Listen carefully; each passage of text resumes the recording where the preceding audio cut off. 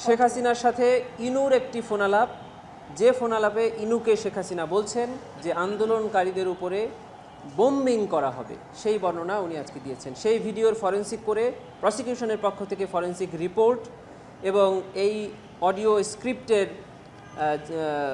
ভার্সনটা আমরা ট্রাইব্যুনালে জমা দিয়েছি। সাবেক প্রধানমন্ত্রী শেখ হাসিনা, আসাদুজ্জামান খান কামাল এবং চৌধুরী আবদুল্লাহ আল মামুনের মামলায় 48তম সাক্ষীর সাক্ষ্যগ্রহণ শেষ হয়েছে। এই সাক্ষীর সাক্ষ্যগ্রহণের মাধ্যমে এই মামলার ঘটনার সাক্ষ্য প্রদান শেষ হলো। এরপরে শুধু জব্দ তালিকার সাক্ষী এবং মামলার তদন্তকারী কর্মকর্তা সাক্ষ্য প্রদান করেই এই মামলার সাক্ষ্য গ্রহণ শেষ হবে, তারপর আর্গুমেন্ট, তারপরে রায়। আজকে যিনি এই মামলায় সাক্ষ্য প্রদান করেছেন তিনি শহীদ সৈকতের বোন, যিনি 19 জুলাই মোহাম্মদপুরে পুলিশের গুলিতে নির্মমভাবে নিহত হয়েছিলেন। তার বয়স ছিল মাত্র 19, সে কেবল ইন্টারমিডিয়েট পরীক্ষা দিয়েছিল। এই সাক্ষ্য গ্রহণের সময় তিনি তার ভাইয়ের উপরে পুলিশি নির্যাতনের বর্ণনা দিয়েছেন। হাসপাতালে গিয়ে ভাইয়ের লাশের সঙ্গে আরও ওয়ালটন এখন দেশের সীমানা পেরিয়ে পৌঁছে গিয়েছে 50টিরও বেশি দেশে। ওয়ালটন, ঘরে ঘরে, বিশ্বজুড়ে।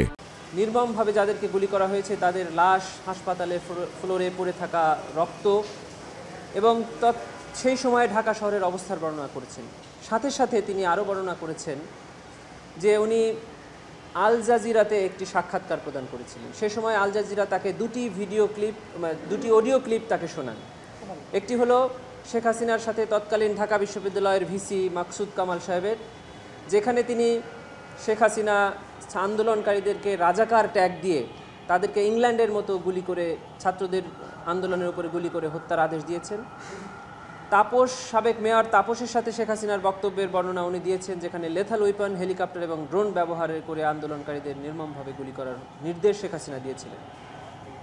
এর বাইরেও উনি আরেকটি ভিডিওর কথা বলেছেন, যেখানে শেখ হাসিনার সাথে ইনুর একটি ফোনালাপ, যে ফোনালাপে ইনুকে শেখ হাসিনা বলছেন যে আন্দোলনকারীদের উপরে বোম্বিং করা হবে, সেই বর্ণনা উনি আজকে দিয়েছেন। সেই ভিডিওর ফরেন্সিক করে প্রসিকিউশনের পক্ষ থেকে ফরেন্সিক রিপোর্ট এবং এই অডিও স্ক্রিপ্টের ভার্সনটা আমরা ট্রাইব্যুনালে জমা দিয়েছি। সে বিষয়ে আজকে ট্রাইব্যুনালে সাক্ষ্য প্রদান করেছেন। এখন উনি বলবেন আপনাদেরকে যে উনি ট্রাইব্যুনালে কী সাক্ষ্য প্রদান করেছেন।